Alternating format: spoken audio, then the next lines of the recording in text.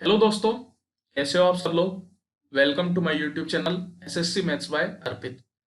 दोस्तों, आज अपन करने जा रहे हैं CHSL 2023 टायर 2 का पेपर, जो कि हुआ था 2 नवंबर 2023 को। ये जो पेपर है 2 बार में लिया गया था। एक 2 नवंबर 2023 को लिया गया और दूसरा कुछ बच्चों का पेपर रह गया था, उस वजह से उनका जनवरी में लिया गया। तो यहाँ पे मैं आज 2 नवंबर 2023 का पेपर डिस्कस करूंगा। आप जानते हैं कि टायर 2 में भले ही CGL हो या CHSL 30 क्वेश्चन पूछे जाते हैं, तो वो पूरे 30 क्वेश्चन हैं यहाँ पे। फिर इसके बाद जनवरी वाला भी इसी तरीके से मैं डिस्कस करूंगा। डिस्कशन देखिए मैं बहुत डिटेल में करता हूँ। कोई भी अगर सॉल्यूशन एक से ज्यादा पॉसिबल है तो उसको भी मैं बताने की कोशिश करता हूँ। इस वजह से वीडियो थोड़ी लंबी हो जाती है, 1 घंटा लगभग लग ही जाता है। तो वैसे मैं भी नहीं चाहता वीडियो को लंबा करना, लेकिन क्या करें यार, अगर ढंग से डिस्कस करना है चीजों को तो टाइम तो लगेगा। थोड़ा आप लोगों को भी हो सकता है बोर होता होगा, मैं ये बात समझता हूँ, लेकिन मेरे पास और कोई रास्ता नहीं है। अगर अच्छे से चीजों को बताना है तो थोड़ा टाइम तो देना पड़ेगा। तो चलिए, मैं आपसे यही गुजारिश करता हूँ कि वीडियो को आपने अभी तक लाइक कर दिया होगा, नहीं किया हो तो प्लीज जाके सबसे पहले लाइक करो, फिर उसके बाद अपन स्टार्ट करते हैं। चलिए आगे बढ़ते हैं। तो यहाँ पे देखिए, सबसे पहला क्वेश्चन आपको दे रखा है, calculate the mode from the following data. यहाँ पे कुछ आपको डेटा दे रखा है, लेकिन ये डेटा डायरेक्ट नहीं दे रखा। मोड के क्वेश्चंस आपने देखे होंगे कि कुछ डेटा आपको दे रखा होता है, जैसे कुछ नंबर्स दे रखे होते हैं, इस तरीके से कुछ ये नंबर्स दे दिए गए और इसमें पूछ लिया जाता है कि मोड बताओ। तो आप कैसे बताते हैं? आप देखते हैं कि कौन सा नंबर सबसे ज्यादा बार आ रहा है। जो नंबर सबसे ज्यादा बार आ रहा है उसी को मोड बोल दिया जाता है। जैसे यहाँ पे 2 जो है वो सबसे ज्यादा बार आ रहा है, तो ये अपना मोड बन जाता है। लेकिन यहाँ पे ये जो टेबल आप देखेंगे, ये टेबल एक तरीके से इसी की जनरलाइज्ड फॉर्म आपको दे रखी है। मतलब यहाँ पे मैं अगर एक टेबल ऐसे बनाऊं जहां पे लिखूं मैं,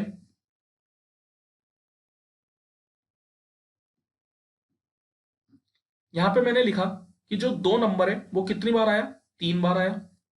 जो 3 नंबर है वो कितनी बार आया, वो 2 बार आया। जो 1 नंबर है वो कितनी बार आया, 1 बार आया। जो 5 नंबर है वो कितनी बार आया, वो 1 बार आया।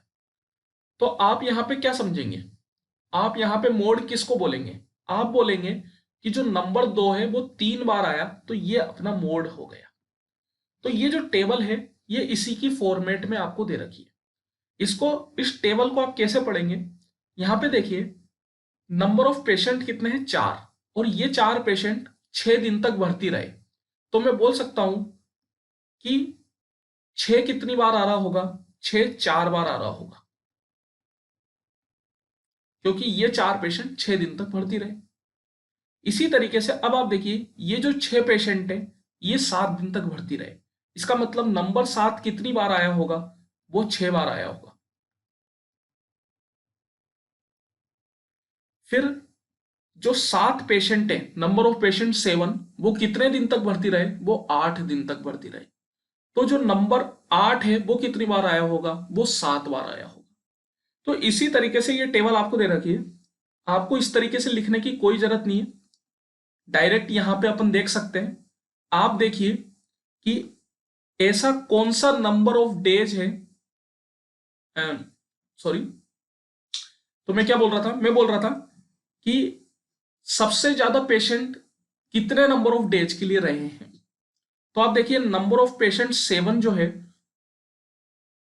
वो 8 दिन तक भर्ती रहे हैं। तो यहां पे अपना मोड क्या हो जाएगा, यहां पे अपना मोड हो जाएगा 8, क्योंकि ये जो 8 नंबर है वो 7 बार आया है। तो सबसे ज्यादा ये 8 नंबर ही यहां पे आया है। That means option number D, ये आपका आंसर हो जाएगा। If cot power 4a plus cot square equal to 1, then find the value of this. देखिए, ये ट्रिग्नोमेट्री का एक क्वेश्चन है, आसानी से आप इसको कर सकते हो, कोई इसमें बहुत ज्यादा मुश्किल बात नहीं है। कैसे करेंगे अपन इस क्वेश्चन को? तो यहाँ पे अगर आप सोच रहे हो कि भाई कोई वैल्यू डाल के मैं कर लूं, तो वैल्यू डाल के नहीं हो पाएगा। क्यों नहीं हो पाएगा? क्योंकि सबसे पहले आपको ऐसी वैल्यू फाइंड आउट करनी होगी ए की, जिसको मैं इस इक्वेशन पे डालने पे मेरे को 1 मिल जाए। तो वो फाइंड आउट करना थोड़ा डिफिकल्ट काम हो जाता है, डायरेक्ट फाइंड आउट नहीं किया जा सकता। तो फिर अपन क्या करेंगे, अपन इस इक्वेशन से ही cos power 4a minus 3 cos square a find out करेंगे। तो देखिए सबसे पहले तो अपन जानते हैं कि जो कोट होता है वो होता है cos अपॉन साइन। तो ये बन गया cos power 4a by sine power 4a plus cos square A by sine square A equal to 1। यहां पे देखिए साइन पावर 4a आप एलसीएम ले सकते हैं, तो क्या रहेगा cos power 4a plus cos square A sine square A equal to 1।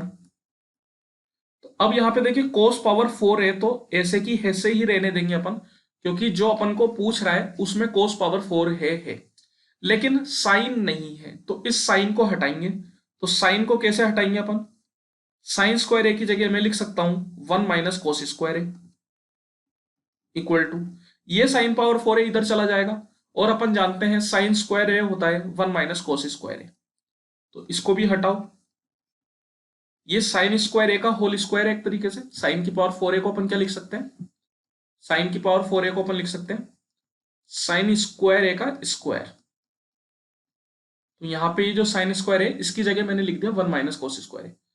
अब आपको बस कुछ भी नहीं करना, इस इक्वेशन को सोल्व करना है। देखिए कोस स्क्वायर है माइनस कोस की पावर 4a 1 प्लस कोस की power 4a minus 2 cos square है। यहां पे आप देख सकते हैं कुछ कट जाएगा आपके पास, बाकी को मैं उधर ले जाता हूं। तो कोस की power 4a minus 3 cos square है इक्वल टू क्या आ गया, इक्वल टू आ गया -1। तो यही अपन से पूछ रहा है कोस की power 4a minus 3 cos square है, इसकी वैल्यू क्या आ गई -1, option A.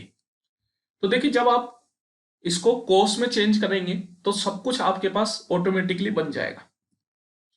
The population of the city was 1,75,000 2 years ago. 2 साल पहले सिटी की पॉपुलेशन कितनी है, 1,75,000। If it had increased by 4% and 5% in the last 2 years, find the present population of the city. तो देखिए 2 साल पहले ये थी पॉपुलेशन 1,75,000, उसके अगले साल पॉपुलेशन 4% बढ़ गई। 4% बढ़ने का मतलब क्या होता है, 104/100 से मल्टीप्लाई करना, मतलब ये जो वैल्यू है ये 100 की वैल्यू है, अपन 104 की वैल्यू निकाल रहे हैं। फिर उसके अगले साल 5% से बढ़ गई, इसका मतलब क्या हुआ 105/100 से मल्टीप्लाई करना। बस आप इसको सोल्व कर दीजिए, 5 से 2 बार में, 5 से 35 बार में, 2 से 52 बार। इसको मल्टीप्लाई अपन को करना पड़ेगा, नंबर थोड़े बड़े हैं लेकिन क्या कर सकते, करना तो पड़ेगा। यूनिट डिजिट से भी नहीं जा पाएंगे उतने अच्छे से, यूनिट डिजिट से थोड़ा दिक्कत आएगा, तो इसलिए ज़्यादा अच्छा है कि अपन कर ही ले इसको मल्टीप्लाई। तो देखिए यहाँ पे मैं कर देता हूँ।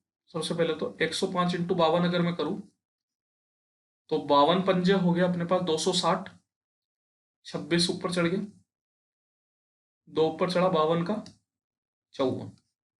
फिर इसको मल्टीप्लाई करा 35 से, 35 का 0, 35 का 6 बार में हो गया 210, 21 हासिल ऊपर चढ़ी, 35 का 4 बार में 140, 140 प्लस 21 161, 16 हासिल ऊपर चढ़ गई, 35 का 5 बार में कितना होगा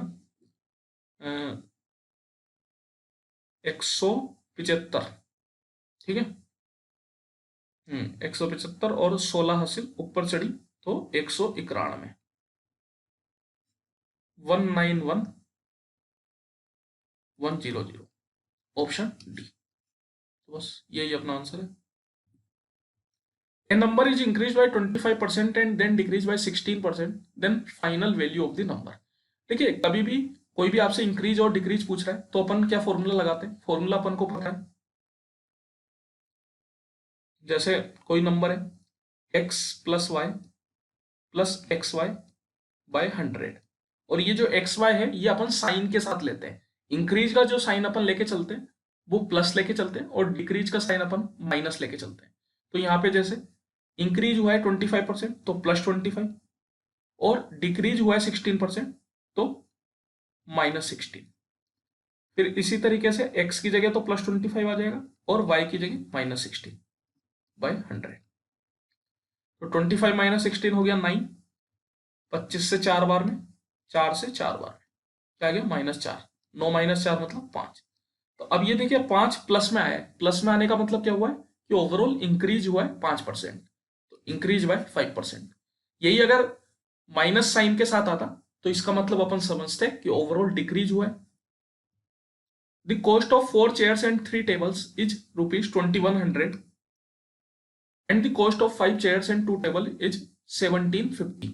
देखिए 4 चेयर और 3 टेबल की कॉस्ट दे दी 2100 रुपए, इसी तरीके से 5 चेयर और 2 टेबल की कॉस्ट दे दी 1750 रुपए। कॉस्ट अपन को निकालनी है चेयर की। तो देखिए 2 इक्वेशन 2 वेरिएबल है, कोई बहुत मुश्किल काम नहीं है, आप आसानी से निकाल सकते हैं। चेयर की अगर अपन को निकालनी है तो टेबल को अपन हटा देते हैं।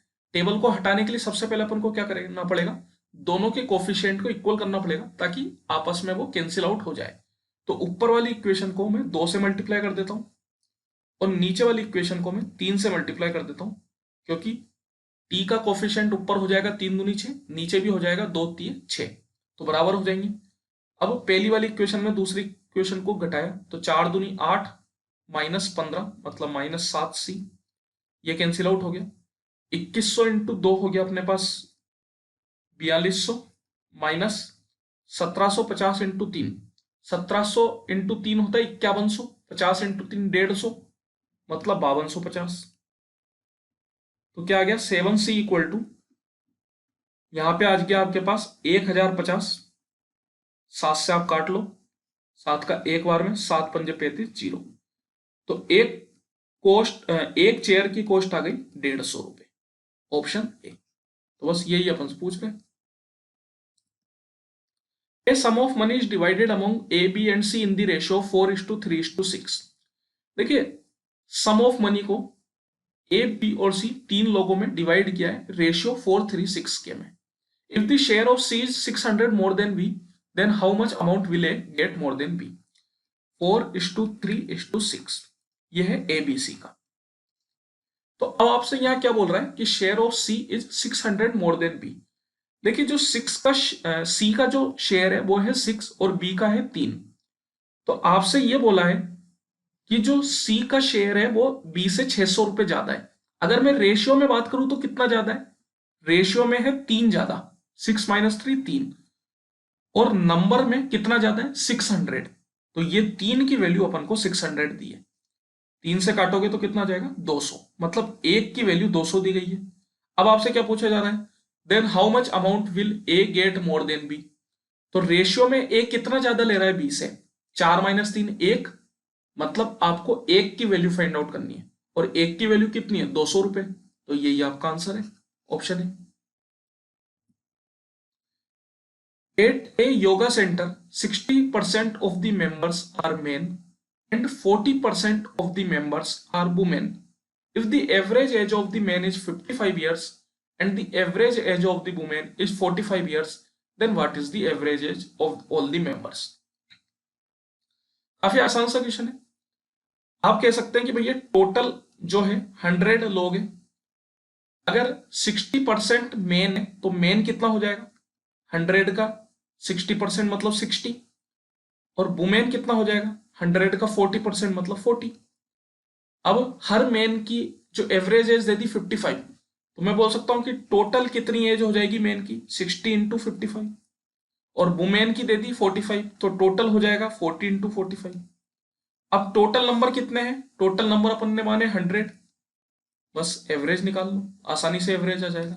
एक जीरो से तो एक जीरो कट गया, 5 से काट लो 2 बार में, 5 से 11 बार में, 5 से 9 बार में, 2 से काट लो 3 बार में, ये 2 बार में, 11 3 33, 9 दूनी 18, 33 प्लस 18 कितना हो गया भैया 51। बस यही अपना आंसर है, यही एवरेज है। इफ x इक्वल टू इतना find the value of x की पावर -2। बहुत आसान सा सवाल है, कुछ भी नहीं करना, सबसे पहले x की वैल्यू निकाल लो, क्या है 2/3 की पावर -4। देखिए माइनस साइन जब पावर में होता है इसका मतलब है कि अगर मेरे को इस माइनस साइन को हटाना है तो इस नंबर का रेसिप्रोकल करना पड़ेगा। तो मैं क्या लिख सकता हूं, 3/2 का होल स्क्वायर इंटू, अगर ये माइनस साइन हटाना है तो इसका रेसिप्रोकल करना पड़ेगा, मतलब 2/3 बन जाएगा, 3/2। अब ये माइनस साइन यहां से हट जाएगा। तो अब आप देख सकते हैं नंबर सेम है तो पावर एड हो जाती है, 2 + 4 6, 3/2 की पावर 6। ये एक्स आ गया, आपसे पूछा एक्स की पावर -2। एक्स की पावर -2 कहने का मतलब क्या हुआ कि इस पूरे की पावर -2। आप जानते हैं ये दोनों पावर आपस में मल्टीप्लाई हो जाती है, तो 3/2 की पावर -12। ऑप्शन में कहीं भी पावर में माइनस साइन नहीं दे रखा, इसका मतलब इस माइनस साइन को हटाने के लिए क्या करना होगा, इसको फिर से रेसिप्रोकल करना होगा। तो 2/3 की पावर 12, तो 2/3 की power 12, option D. If A and B are events with P A इतना, पी बी इतना and P A intersection B equal to इतना, find P A intersection A bar intersection B bar. तो देखिए इस तरीके के क्वेश्चंस को करने के वैसे तो फॉर्मूले होते हैं, डायरेक्ट फॉर्मूला अपन लगा सकते हैं, लेकिन डायरेक्ट फॉर्मूला लगाने से अच्छा वेन डायग्राम से चलेंगे तो ज्यादा अच्छा रहेगा। ये मैंने वेन डायग्राम बनाया, ये ए है, ये है बी। अब आपको देखिए यहां पे क्या पूछ रहा है, ए बार इंटरसेक्शन बी बार। सबसे पहले ये बताओ यहां पे ए बार है क्या। ए बार कहने का मतलब है कि ए के अलावा सब कुछ, तो ए के अलावा सब कुछ हो गया ये वाला हिस्सा, ये वाला हिस्सा ऐसा है जिसमें ए नहीं है, बाकी सब कुछ है। बी बार कहने का मतलब क्या है, बी बार कहने का मतलब है बी के अलावा सब कुछ, तो बी के अलावा सब कुछ क्या, ये वाला हिस्सा।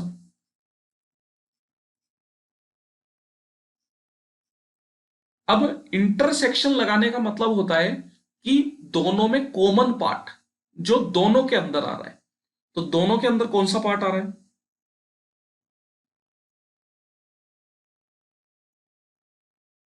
तो दोनों के अंदर आ रहा है ये बाहर वाला पार्ट, ये पार्ट, ये जो पार्ट है ये दोनों के अंदर है। तो ये अपन से पूछ रहा है कि इसकी प्रोबेबिलिटी क्या है। तो देखिए ये वाला हिस्सा कैसे निकाला जा सकता है, अपन जानते हैं कि इस पूरे को अपन 1 मान लेते हैं, हमेशा 1 मान के चलते हैं। तो अगर मैं 1 में से ये पूरा, ये हिस्सा प्लस ये हिस्सा अगर हटा दूं तो मेरा काम हो जाएगा। और ये हिस्से को क्या बोलते हैं, इस हिस्से को बोलते हैं ए यूनियन बी। तो बस आपको ये फाइंड आउट करना है। अब ए यूनियन बी यहां पे डायरेक्ट तो नहीं दे रखा, तो इसका फॉर्मूला अपन लगा सकते हैं जो कि होता है P of A plus P of B minus P of A intersection B. तो 1 माइनस पी ऑफ ए है 3/8 प्लस 1/2 माइनस 1/4। एलसीएम लोगे तो 1/8 एलसीएम आ जाएगा। ये हो गया 3 + 4 7, 7 - 2 5, 1 - 5/8 मतलब 3/8, ऑप्शन बी। तो यही अपना आंसर है। देखिए इसका डायरेक्ट फॉर्मूला भी मैं आपको बता देता हूं, कोई दिक्कत नहीं है, डायरेक्ट फॉर्मूला भी आप यहां पे लगा सकते हैं। इसको अपन लिख सकते हैं ए यूनियन बी का होल बार। जब दोनों पे बार लगा हो तो उस बार को पूरे में करने के लिए ये अंदर वाला साइन उल्टा हो जाता है, मतलब अभी इंटरसेक्शन का साइन है तो रेसिप्रोकल का बन जाएगा, अगर रेसिप्रोकल का होता तो इंटरसेक्शन का बन जाता। अब इसको फॉर्मूला बार पूरे में से बार हटाने के लिए क्या करते हैं अपन, 1 में से माइनस कर देते हैं। देखिए यही चीज आपके पास आ गई, लेकिन ज्यादा अच्छा है कि आप वेन डायग्राम से जाए। चलिए आगे बढ़ते हैं। A person covers 1/4 part of his journey at the speed of 25 kmph, half part of the journey at 40 kmph, and the remaining at the speed of 50 kmph. Find his average speed per hour for the whole journey.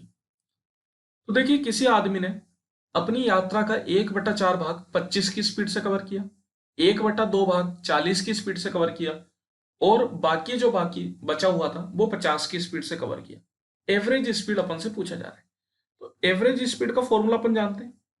Average speed का formula क्या होता है, total distance upon total time. तो देखिए यहाँ पे मैं मान लेता हूं कि जो टोटल डिस्टेंस है वो है 4 किलोमीटर। ये 4 ही मैंने क्यों माना, क्योंकि जो अपन को 1/4 और 1/2 दे रखा है, ये 4 से पूरी तरीके से कटते हैं। 4 से ज्यादा से भी कटते हैं, लेकिन मिनिमम 4 से पूरी तरीके से कटते हैं, तो अपन के लिए थोड़ा आसान हो जाएगा। तो मैं बोल सकता हूँ कि भैया टोटल डिस्टेंस तो हो गया 4 किलोमीटर। अब टोटल टाइम, तो टाइम कैसे निकालेंगे? टाइम होता है डिस्टेंस अपॉन स्पीड। तो 1/4, 4 का 1/4 मतलब 1, तो 1 किलोमीटर उसने 25 की स्पीड से कवर किया, तो 1/25। फिर इसी तरीके से 1/2 भाग 40 की स्पीड से कवर किया, 4 का 1/2 कितना हो जाएगा? 2, तो 2/40। बाकी जो बचा था, बाकी कितना बचा? 1 + 2 3 हो गया, टोटल 4 है, तो कितना बच गया? 1 किलोमीटर बच गया। 1 किलोमीटर 50 की स्पीड से कवर किया। इधर अपन एलसीएम अगर लेते हैं तो एलसीएम कितना आ जाएगा? एलसीएम आ जाएगा आपके पास 200, 25 का 8 बार में, 40 का 5 बार में, 50 का 4 बार में। 8 + 10 18, 18 4 22, तो 4 × 200/22। 2 से 2 बार में, 2 से 11 बार, तो ये हो गया 400/11। 400/11 मतलब 11 का 3 बार में 33, फिर हो गया आपके पास 70, मतलब 6 बार में 66, तो 36 4/11, ऑप्शन बी, ये आपका आंसर है। तो इतना हो जाएगी उसकी average speed kilometre per hour में। If a - 2b 8 and 2ab 9, then find the value of a + 2b। इस तरीके के क्वेश्चंस को करने का डायरेक्ट फॉर्मूला इस्तेमाल अपन करते हैं। क्या होता है फॉर्मूला? जैसे x + y अगर अपन को निकालना है with the help of x - y, तो क्या फॉर्मूला आप लगाएंगे? स्क्वायर रूट x - y का होल स्क्वायर प्लस 4 xy, ये फॉर्मूला आप लगाते हैं। यहां पे जो साइन आता है वही साइन यहां पे आ जाता है। अगर आपसे x - y पूछा जाता तो क्या फॉर्मूला लगाते? स्क्वायर रूट x + y का होल स्क्वायर -4xy, ये फॉर्मूला अपन इस्तेमाल करते हैं। ठीक है, चलिए देखिए इस फॉर्मूले को जब आप इस्तेमाल करेंगे तो a + 2b अपन से पूछ रहा है। a + 2b इक्वल टू क्या हो जाएगा? स्क्वायर रूट a - 2b का होल स्क्वायर। अब यहां पे क्या आएगा? +4 times a × 2b। a - 2b कितना है? 8, 8 का स्क्वायर 64, प्लस 4 दूनी 8, और ए बी 2ab अपन को दे रखा है 9, तो 9 4 जा 36, 64 + 36 मतलब 100, 100 का स्क्वायर रूट लेंगे तो 10, ऑप्शन सी, यही आपका आंसर है। बड़ा आसान सा क्वेश्चन है। इनमें ये फॉर्मूले याद रखना बहुत जरूरी है।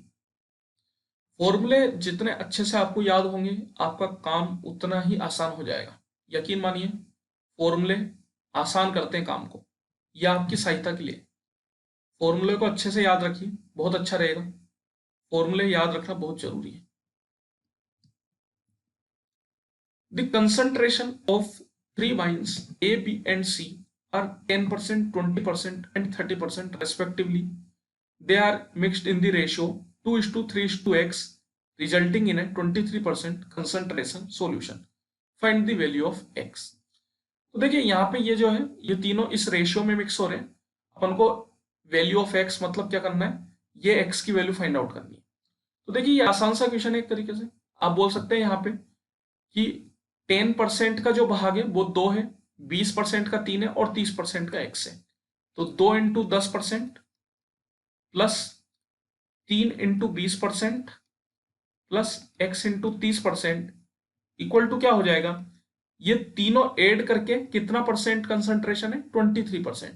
तो 2 + 3 5, 5 + x इंटू 23%। परसेंट तो परसेंट कट गया सब जगह। ये हो गया 20 + 60 + 30x equal to 23x plus 23 का 5 बार में कितना हो जाता है? 115। तो 60 + 20 हो गया 80, 30 - 23 हो गया 7x इक्वल टू 115 - 80 हो गया 35। तो 7 से 5 बार में x equal to 5।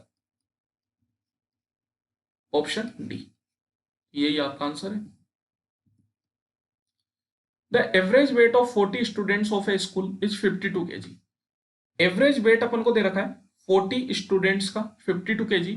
If the weight of the teacher is included the average weight rises by 500 grams.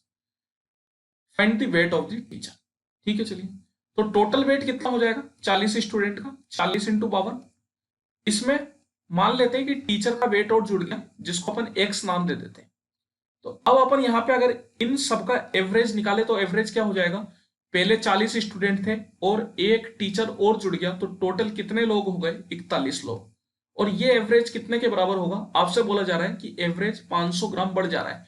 पहले एवरेज 52 किलो था, अब वो 500 ग्राम बढ़ जा रहा है, तो अब एवरेज बन गया 52.5। बस ये फाइंड आउट करना है आपको। तो 40 into 52 plus X equal to 52.5 into 41। X कितना आ जाएगा 52.5 इंटू 41 माइनस 40 इंटू 52। तो अब देखिए इसको पूरा पूरा अपन सोल्व नहीं करेंगे, अगर पूरा सोल्व करने जाओगे तो फालतू टाइम खराब होगा। ये 52.5 में मैं 52 प्लस 0.5 लिख लेता हूं। तो यहां पे 52 मैंने कॉमन लिया, 41 माइनस 40 प्लस 0.5 इंटू 41। 41 माइनस 40 हो गया 1, मतलब ये बन गया 52। और 0.5 इंटू 41 करोगे तो कितना आ जाएगा 20.5। ये हो गया 72.5। Option A. तो अब देखो इसको अगर अपन मल्टीप्लाई करते हैं तो फालतू लंबा जाता अपने पास, इसलिए कॉमन अगर आ रहा है तो कॉमन लेने की कोशिश करो, उससे टाइम बचेगा। The diameter of A sphere is increase by 30%, what is the percent increase in its volume. देखिए स्फीयर का डायमीटर क्या होता है, सॉरी वॉल्यूम क्या होता है स्फीयर का 4/3 पाई आर क्यूब। मतलब स्फीयर का जो वॉल्यूम होता है वो रेडियस के 3 टाइम्स मल्टीप्लाई करने के ऊपर डिपेंड करता है। रेडियस डायमीटर अपन को दे रखा है, डायमीटर इंक्रीज हो रहा है 30% से। जितना डायमीटर इंक्रीज होगा उतनी ही परसेंट रेडियस इंक्रीज होगी। अगर डायमीटर 30% से इंक्रीज हो रहा है तो रेडियस भी 30% से ही इंक्रीज होगी। कभी भी ऐसा ना करे कि भैया डायमीटर जो होता है वो रेडियस का डबल होता है, या रेडियस जो होती है वो डायमीटर की आधी होती है तो इंक्रीज भी आधा होगा, नहीं ऐसा कभी नहीं होता।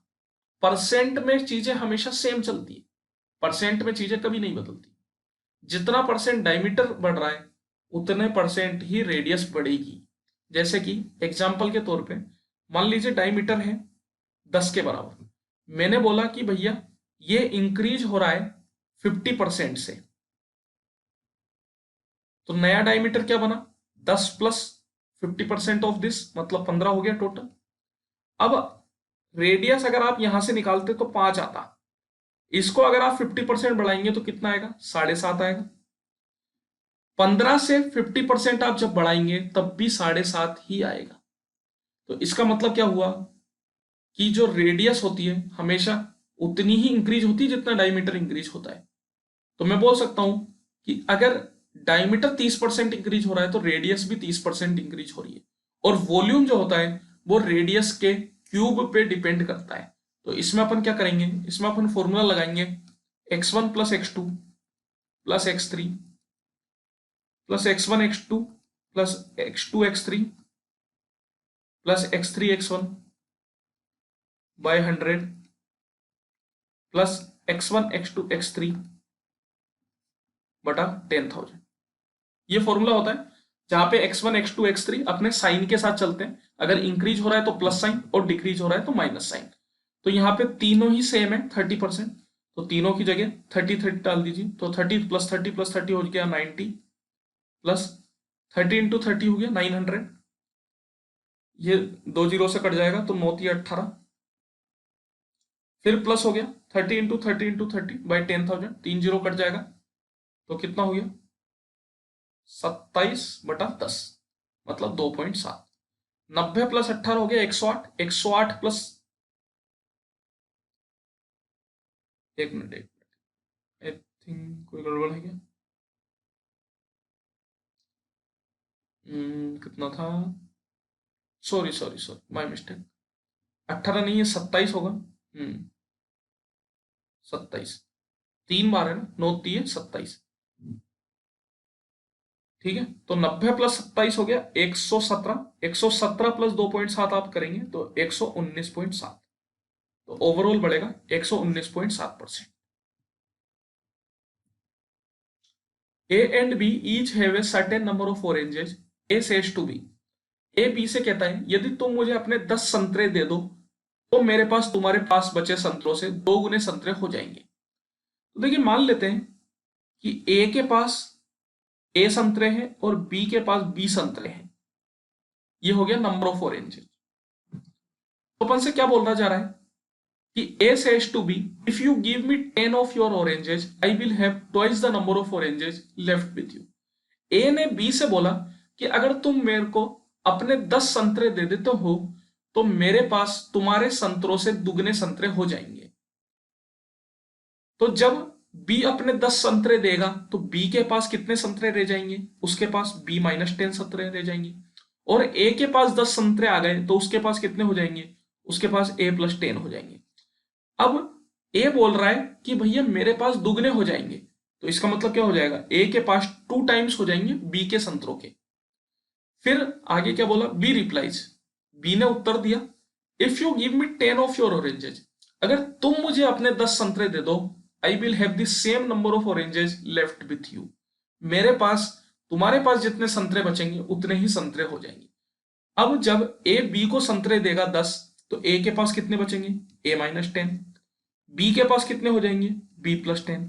और बोल रहा है कि इस आदान प्रदान के बाद दोनों के पास बराबर संतरे हो जाएंगे। फिर से दो इक्वेशन, दो वेरिएबल सोल्व कर सकते हो, कोई दिक्कत नहीं है।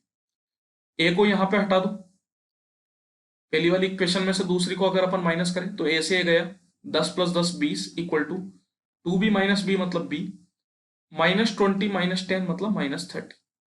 तो बी के पास कितने संतरे आ गए? बी के पास आ गए 50 संतरे। ए के पास निकालना है आपको, find the number of oranges that A has. तो दोनों में से किसी भी इक्वेशन में बी की वैल्यू 50 डाल दो।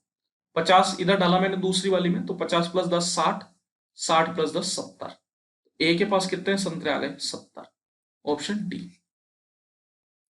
तो क्वेश्चन आसान है, बस पढ़ने का फर्क पड़ता है। अगर आप इस क्वेश्चन को ढंग से नहीं समझ पाए तो गलती कर बैठेंगे।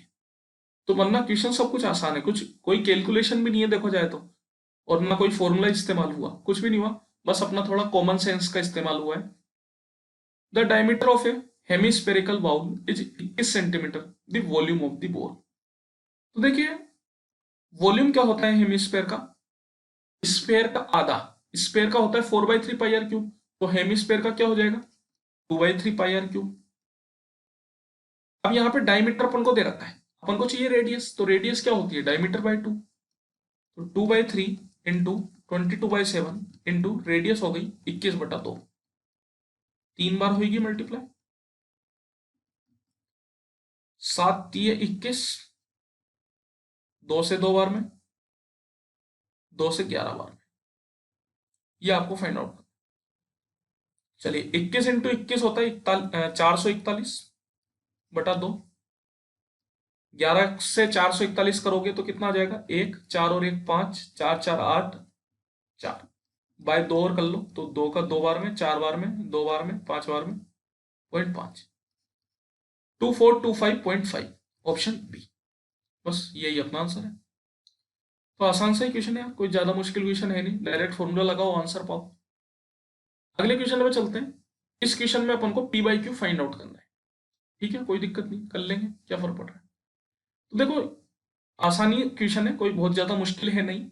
सबसे पहले अपन क्या करते हैं, ये जो डिसमल है इसको हटा देते हैं। डिसमल हटाने से चीजें अपन को थोड़ी आसानी से दिखने लगेगी।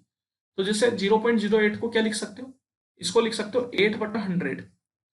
इसी तरीके से 0.8 को लिख सकते हो 8/10 इंटू पी, और इसका है क्यूब रूट इक्वल टू, इधर हो गया 8/1000 इंटू 8/10 इंटू क्यू का क्यूब रूट।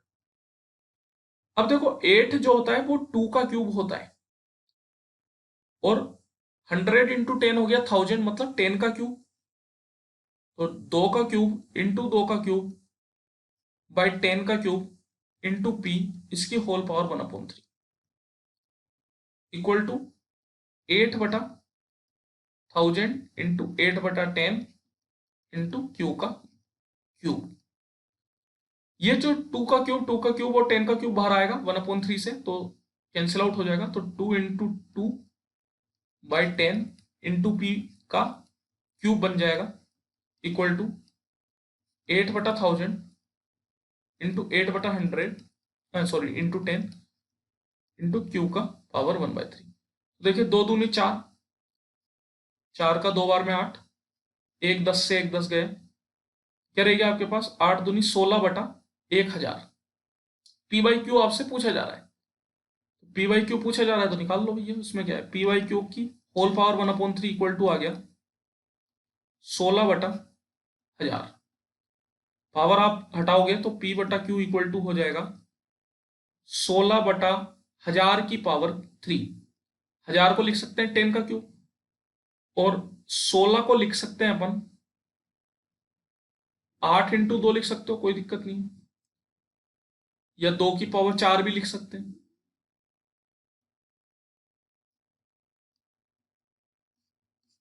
इसका क्यूब।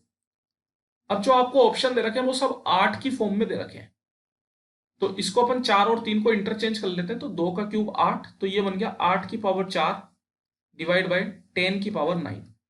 और मैंने आपको बताया था कि भैया नीचे वाली चीज को अगर ऊपर ले जाना है तो पावर माइनस साइन लग जाता है, तो ये बन जाएगा 8 की पावर 4 इंटू 10 की पावर -9। तो पी बाई क्यू आपके पास ये आ गया। तो क्वेश्चन आसान है, बस कैलकुलेशन वाली बात है, कैलकुलेशन में आपको संभालना पड़ेगा क्वेश्चन को। A pole stands vertically on the ground. Vertically खड़ा होने का मतलब क्या है, सीधा खड़ा है इस तरीके से, with the help of a 12-meter steel wire tied to its top and affixed on the ground। तो कुछ उसके टॉप से एक 12 मीटर लंबा तार ग्राउंड पे बांधा गया है, तो कुछ इस तरीके से बंधेगा। ये हो गया वायर और ये हो गया पोल, और इस वायर की लंबाई कितनी दे दी 12 metre. If the steel wire makes an angle of 30 degree with the horizontal. यदि स्टील का तार क्षैतिज जमीन से 30 डिग्री का कोण बनाता है, क्षैतिज जमीन मतलब ये वाली, तो इससे 30 डिग्री का कोण बना रहा है, then the height of the pole, pole की हाइट फाइंड आउट करनी है। तो देखो ये तो हमेशा 90 होता है फिक्स है, ये 30 है तो ये 60 होगा। अब अपन जानते हैं कि इसका रेशियो चलता है 30 डिग्री, 60 डिग्री और 90 डिग्री में जो साइड का रेशियो होता है वो होता है 1:√3:2। तो मैं बोल सकता हूं कि अगर 90 के सामने वाली 12 की है तो 30 के सामने वाली क्या हो जाएगी। देखिए 90 के सामने वाली अगर 2 होती है तो 30 के सामने वाली 1, मतलब उसका आधा होती है। तो अगर 90 के सामने वाली 12 है तो 30 के सामने वाली उसकी आधा, मतलब 12/2 कितनी हो जाएगी 6। तो 6 मीटर, ऑप्शन डी। बस यही पूछ रहा था। A person borrowed some money on simple interest. Simple interest पे कुछ पैसा उधार लिया। After 3 years he return 4/3 of the money to the lender, what was the rate of interest. तो देख लेते हैं, इसमें बोल रहा है कुछ मनी, सम मनी, मनी नहीं बताया गया, तो मैं क्या मान लेता हूं 4/3 दे रखा है, तो मैं मान लेता हूं कि 3 रुपए उसने उधार लिए थे। 3 साल बाद वो 4/3 का मतलब कितना हो गया 4 रुपए। 3 साल बाद उसने कितने रुपए लौटाए 4 रुपए।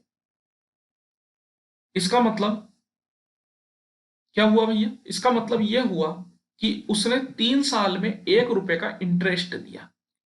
1 रुपए का इंटरेस्ट कितने साल पे है 3 साल पे,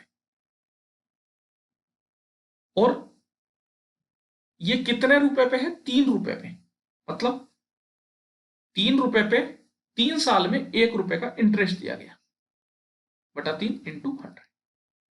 ये ऊपर वाला जो 1/3 है मैं आपको बता देता हूं, ये तो है कि 1 रुपए का इंटरेस्ट 3 रुपए पे,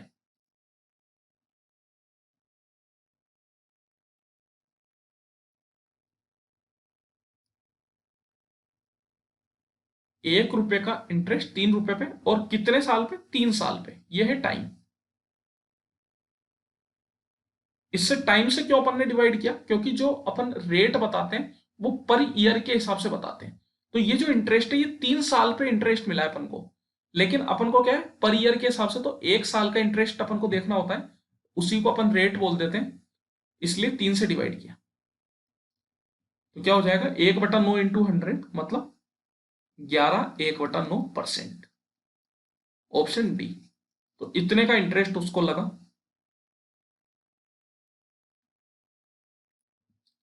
चलिए आगे बढ़ते हैं। अगला क्वेश्चन क्या बोल रहा है अपन से, अगला क्वेश्चन बोल रहा है which of the following statement is not true. सबसे पहले तो इस बात को नोट कर लीजिए, नॉट ट्रू मतलब जो सही नहीं है, जो गलत है वो पूछा जा रहा है। If the side of a triangle are in the ratio then two of its angles are acute angles. देखिए ध्यान से अगर आप देखेंगे तो ये जो रेशियो है ये ट्रिपलेट है, 13 5 12 ये ट्रिपलेट होती है, पाइथागोरस ट्रिपलेट। और पाइथागोरस ट्रिपलेट अगर कोई ट्राइंगल होता है तो इसका मतलब वो ट्राइंगल कैसा होता है, वो ट्राइंगल राइट एंगल ट्राइंगल होता है। अगर ये ट्राइंगल राइट एंगल ट्राइंगल है तो मैं बोल सकता हूं कि बाकी जो दोनों एंगल है इन दोनों का जोड़ कितना होगा, 90 होगा। अब अगर इन दोनों का जोड़ 90 होगा तो इतना तो पक्का है कि दोनों एंगल 90 से छोटे होंगे, क्योंकि ऐसा तो हो नहीं सकता कि भैया एक एंगल का 0 वैल्यू आ जाए और दूसरे की 90 आ जाए, कुछ ना कुछ वैल्यू तो रहनी है। और अगर दोनों को 90 बनाना है, मिला के 90 बनाना है, तो दोनों को 90 से छोटा ही रखना होगा।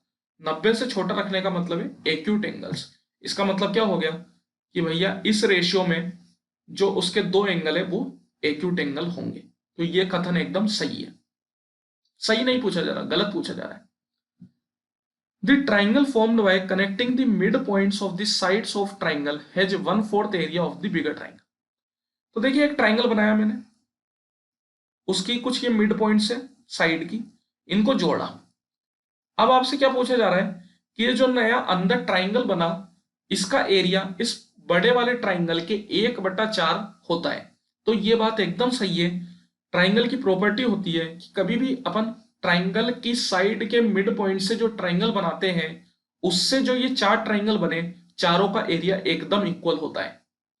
इस वाले ट्राइंगल का, इसका, इसका और इसका, ये चारों ट्राइंगल का एरिया इक्वल होगा। इसका मतलब मैं बोल सकता हूं कि अंदर वाले ट्राइंगल का एरिया इस बड़े वाले के 1/4 हो जाएगा। तो ये भी एकदम सही है। अगला चलते हैं, the area of the triangle with the largest side L always has an area less than L²/2। देखिए क्या बोला जा रहा है आपसे कि area of triangle with largest side L always has an area less than L²/2। तो देखिए मान लेते हैं एक ट्राइंगल है, ये पाइथागोरस वाली लेके चलते हैं अपन। तो ये हो जाएगा 13, ये हो गया 5, ये हो गया 12। तो अब इसमें एल की वैल्यू हो गई 13। तो अब अपन जानते हैं कि जो राइट एंगल ट्राइंगल है उसका फॉर्मूला होता है half into base into height. तो हाफ इंटू 5 इंटू 12 मतलब कितना हो जाएगा, 6×5 = 30। L²/2 अगर आप करते हैं तो एल आ गया 13, 13 का स्क्वायर मतलब 169। 169/2 अगर आप करेंगे तो आपके पास क्या आएगा, तो वो आपके पास आ जाएगा 2 का 8 बार में और ये 4.5, 84.5। आप देख सकते हैं 84.5 जो होता है वो 30 से बहुत बड़ा होता है। तो मैं बोल सकता हूं कि हमेशा जो एरिया होगा वो L²/2 से छोटा ही होगा। तो ये भी एकदम सही है। अगला चलते हैं, the area of N isosceles triangle with sides 2a 2a and 3a is इतना। तो चलिए निकाल लेते हैं। जैसे ये मैंने एक आइसोसेलेस ट्राइंगल बना दिया, 2a 2a और 3। तो आइसोसेलेस ट्राइंगल का जो एरिया है वो आपको डायरेक्ट मालूम होना चाहिए, क्या होता है b/4 square root 4a² minus b²। ये फॉर्मूला होता है। फॉर्मूला b की वैल्यू हो जाती है ये 3a/4 इंटू a² मतलब 2a का स्क्वायर। तो 2a का स्क्वायर करोगे तो 4a², 4 चौको 16a² माइनस b मतलब 3 का स्क्वायर 9a²। 16 माइनस 9 आ गया 7। तो ये हो गया √7। तो ये क्या हो गया 3√7/4a²। अब आप देख सकते हैं आपको क्या दे रखा है 3√3a²/2। क्या ये दोनों सेम है, क्या नहीं है। इसका मतलब ये कथन गलत है, तो यही अपना आंसर है। क्योंकि अपन को गलत कथन बताना था तो यही अपना आंसर हो जाएगा। A dishonest shopkeeper sells rice at a cost price but makes a 25% profit by using faulty bits. देखिए, एक बेईमान दुकानदार है, वो ये बोलता है कि भैया मैं जितने में खरीदता हूं उतने में ही बेचता हूं, मतलब कॉस्ट प्राइस पे ही वो बेच रहा है, लेकिन उसके बाद भी वो 25% का प्रॉफिट कमा रहा है फॉल्टी बेट्स यूज करके। मतलब क्या हुआ कि किसी ग्राहक ने उससे 1 किलो सामान मांगा, लेकिन वो 1 किलो सामान नहीं देके उसको कितना सामान दे रहा है, उसको 800 ग्राम सामान दे रहा है। 800 ग्राम का 25% कितना हुआ, 200 ग्राम। तो उसने कितना कमा लिया, 200 ग्राम का मुनाफा कर लिया उसने, मतलब 25% का मुनाफा कर लिया। He decides to give a discount to attract more customer. उसने सोचा कि भैया मेरे को 25% का तो फायदा हो ही रहा है, मैं ऐसे करता हूं अपना थोड़ा फायदा कम कर लेता हूं और कुछ डिस्काउंट दे देता हूं। What percent of discount should he offer to make 10% profit. तो इसको अपन कैसे समझ सकते हैं, आप इसको ऐसे समझ सकते हो कि भैया किसी ग्राहक ने उससे 100 रुपए का सामान मांगा, लेकिन उसने कितने का सामान दिया, उसने 80 रुपए का सामान दिया, क्योंकि 80 का 25% हो गया 20 रुपए, तो 20 रुपए का उसको फायदा हो गया 80 रुपए पे, मतलब 25% का फायदा हो गया। तो मतलब मैं बोल सकता हूं कि कॉस्ट प्राइस उसको कितने की पड़ी, 80 रुपए की, और मार्क प्राइस कितने की हो गई, 100 रुपए की। अब यहां पे क्या बोल रहा है, वो बोल रहा है कि भैया वो डिस्काउंट देना चाहता है, डिस्काउंट देने की वजह से उसका प्रॉफिट कम होगा, लेकिन प्रॉफिट को वो 10% कर देगा। इसका मतलब 80 का 10% कितना होता है, 8 रुपए, मतलब 8 रुपए का प्रॉफिट उसको चाहिए। तो सेलिंग प्राइस कितनी हो जाएगी, सेलिंग प्राइस हो जाएगी 88 रुपए।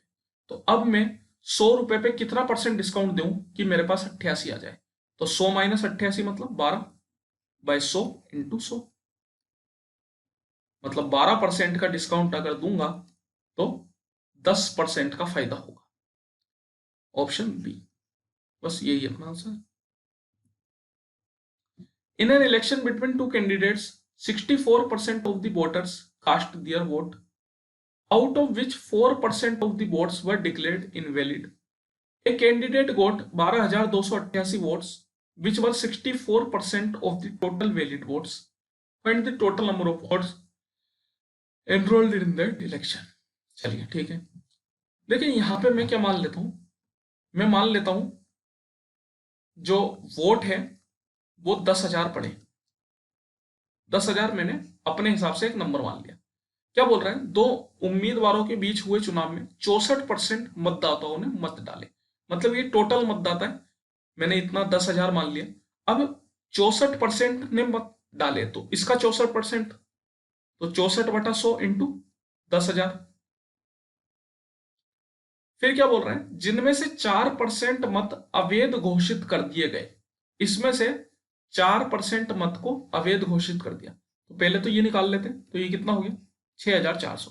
तो 6,400 वोट में से भी 4% को अवैध मतलब इनवैलिड घोषित कर दिया गया, तो वैलिड कितने हुए 96%, मतलब 6,400 के 96% वोट को ही वैलिड माना गया। ठीक है, एक candidate got 12,288 votes which were 64% of the total valid votes. Total valid votes कितने हैं, ये पूरे 96% ऑफ 6400, ये हो गया टोटल वैलिड वोट। इसका 64% की वैल्यू दे रखी है 12,288, तो इसका 64% निकाला अपन ने, तो हो गया 64/100, और इसकी वैल्यू अपन को दे दी 12,288। अपन से पूछ रहा है find the total number of votes enrolled in that election. तो टोटल नंबर ऑफ वोट्स कितने पड़े ये अपन को बताना है, कितने पड़े नहीं, कितनों ने एनरोल किया। चलिए ठीक है, तो यहां पे अपन सोल्व करेंगे, 1 की वैल्यू अपन फाइंड आउट करेंगे, पहले ये 00 से 00 गया, ठीक है। चलिए 8 से काट लेते हैं इसको, 8 का 8 बार में 64, या 8 का 8 एक बार में 42, 8 पंजे 40, 28, 8 3 जा 24, 8 6 जा 48। फिर से 8 से काटा, 8 का एक बार में 8 9 जा 72, 8 2 जा 16, 64 का 3 बार में चला जाता है ये 6 में आप काटोगे तो कितनी बार में हो जाएगा, 32 बार में। तो 32 की वैल्यू आ गई 100, ये 100 उधर चल गया, तो 32 की वैल्यू आ गई 100। अपन ने जो टोटल वोट्स एनरोल हुए थे वो माने कितने थे, अपन ने माने थे 10,000, 32 की वैल्यू 100 है तो 10,000 की वैल्यू क्या होगी, ये अपन को फाइंड आउट करना है। तो 10,000 की वैल्यू हो जाएगी 100/32 इंटू 10,000, ये हो जाएगी। सबसे पहले 8 से काट देते हैं, 8 से ये 4 बार में, 8 से कितनी बार में जाएगा, 8 का एक बार में, 8 दूनी 16, 8 पंजे 40, जीरो, और 4 का ये 25 बार में, तो 25 इंटू 1250 कितना हो गया, जीरो, 25 पंजे 125, 25 दूनी 50, 25 का एक बार में तो 31, 31,250। तो total number of votes enrolled कितने हुए, 31,250। अगर आपसे ये पूछा जाता कि टोटल नंबर ऑफ वोट कितने हुए, कितने डले, तो कितने डले और वैलिड कितने डले, दोनों अलग अलग चीजें। देखिए अगर वैलिड पूछा जाता तो अपन निकालते 96% ऑफ 6400, अगर आपसे पूछा जाता कितने डले तो आप निकालते 6400 की वैल्यू, इनकी वैल्यू निकालते। मतलब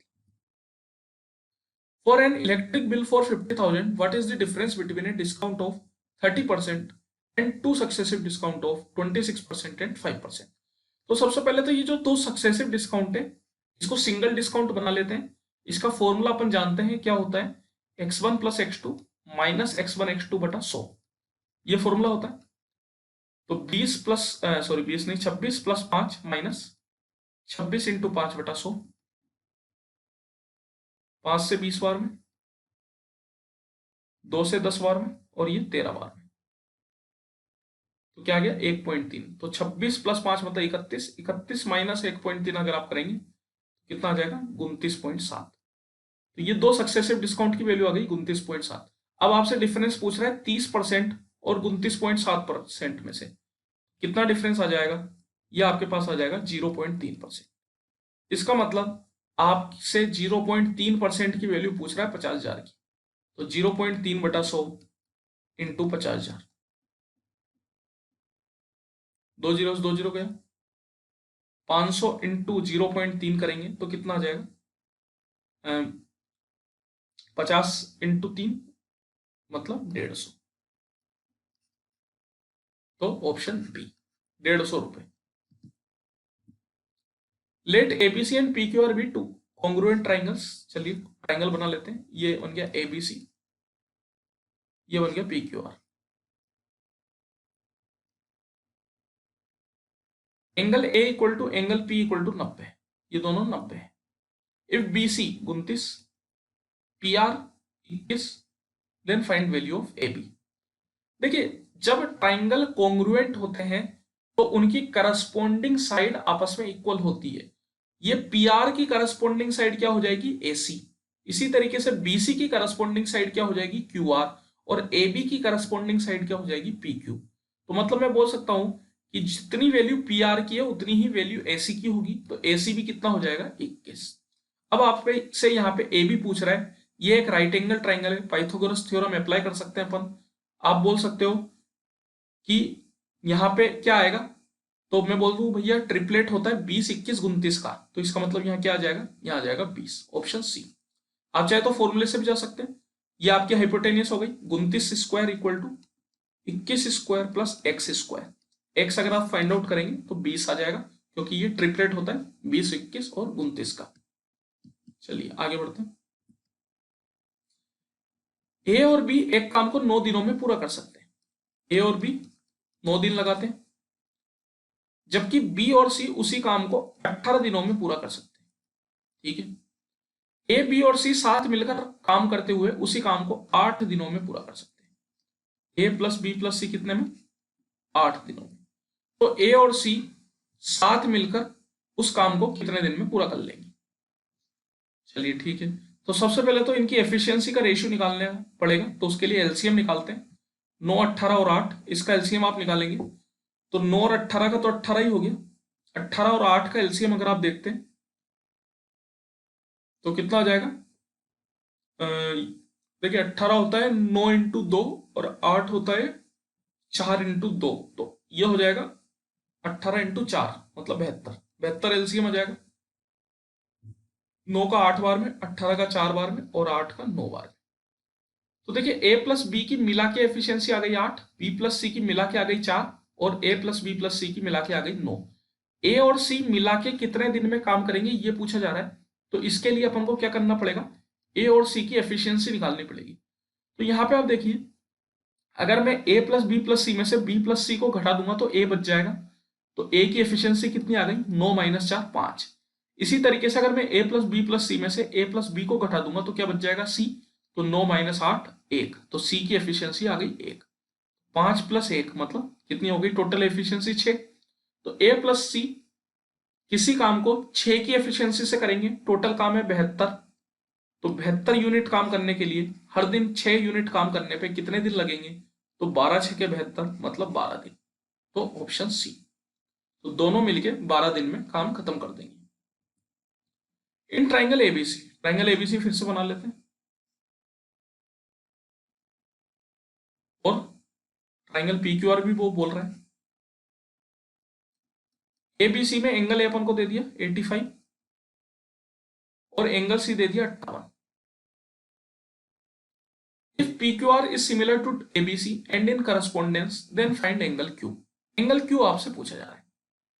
तो देखिए, सिमिलरिटी का एक रूल होता है कि जो एंगल होते हैं वो आपस में इक्वल होते हैं। दोनों अगर ट्राइंगल सिमिलर है तो तीनों एंगल आपस में इक्वल होंगे, करस्पॉन्डिंग एंगल। मतलब एंगल ए एंगल पी के बराबर होगा, एंगल सी एंगल क्यू के बराबर होगा और एंगल बी एंगल आर के बराबर होगा। तो मैं बोल सकता हूं कि एंगल क्यू फाइंड आउट करने का मतलब है कि एंगल बी फाइंड आउट कर लो, आपको एंगल क्यू मिल जाएगा। एंगल बी कैसे फाइंड आउट करेंगे, 180 में से इन दोनों एंगल को घटा दो तो एंगल बी आ जाएगा। 180 माइनस 58, 85 प्लस 58 कितना हो गया, 8 और 5 13 की 3, एक हासिल ऊपर चढ़ गई, 8 और 5 13 और 1 14। तो ये कितना हो गया, ये हो गया 37। तो 37 डिग्री, इसका मतलब एंगल क्यू कितना आ जाएगा 37। Option A. Find the mode of the given data. देखिए मैंने आपसे पहले क्वेश्चन में बताया था कि इस तरीके का क्वेश्चन आता है, इसमें आपको मोड फाइंड आउट करना है। तो अब यहाँ पे सारे नंबर्स पे अपन नहीं जाएंगे, अपन ऑप्शन से चेक करेंगे। सबसे पहले आप देखिए 16 कितनी बार आ रहा है, तो 16 1 2 3 3 बार आ रहा है। फिर 21 कितनी बार आ रहा है, तो 21 1 2 2 बार आ रहा है। 6 कितनी बार आ रहा है, 1 2 3 6 भी 3 बार आ रहा है। और 15 कितनी बार आ रहा है, तो 1 2 3 और 4, तो 15 4 बार आ रहा है। तो सबसे ज्यादा कौन आया, 15 आया, तो यही अपना आंसर है। बस मोड निकालना तो सबसे आसान काम है, कुछ भी नहीं करना, जो नंबर सबसे ज्यादा बार आए बस उसको लिख दो कि वही अपना मोड है। The radius and height of a right circular cone is increased by 25%. Find the increase in percentage of the volume of the cone. तो सबसे पहले तो वॉल्यूम ऑफ कोन क्या होता है, 1/3 पाई आर स्क्वायर एच। तो वॉल्यूम कोन का जो होता है वो रेडियस के 2 टाइम्स और एच के 1 टाइम पे डिपेंड करता है। तो जब यहाँ पे रेडियस और हाइट दोनों 25-25% बढ़ी तो फॉर्मूला कौन सा लगेगा, वही सेम फॉर्मूला जो मैंने आपको पहले बताया था, x1 plus x2 plus x3 plus x1 x2 plus x2 x3 plus x3 x1 by 100 plus x1 x2 x3 by 10,000। तो 25 plus 25 plus 25 plus 3 time 25 into 25 बटा 100, मैंने तीनों को मिला के लिख दिया, प्लस 25 इंटू 25 इंटू 25 बटा 10,000, ये वाला फॉर्मूला लगेगा। तो देखो 25 का ये हो गया 4 बार में, और 25 का ये कितनी बार में गया, 400 बार में। फिर 25 का ये 16 बार में। तो 25 प्लस 25 प्लस 25 तो हो गया आपके पास 75।